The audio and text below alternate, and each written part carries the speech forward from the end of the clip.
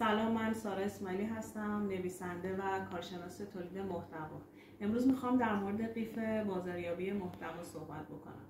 اولین مرحله از قیف بازاریابی محتوامون معرفی محصولات و خدماتمونه، یعنی که ما باید محتواهایی تولید بکنیم که باهاش محصولات و خدماتمون رو معرفی بکنیم. مرحله بعدی جلب اعتماد مخاطبه. ما توی این مرحله میتونیم کمپین ها و جشنواره‌های تخفیف برگزار کنیم، میتونیم بیشتر از خودمون نشون بدیم، میتونیم پشت صحنه کارمون رو به اشتراک بذاریم با مخاطب و اعتمادش رو جلب بکنیم.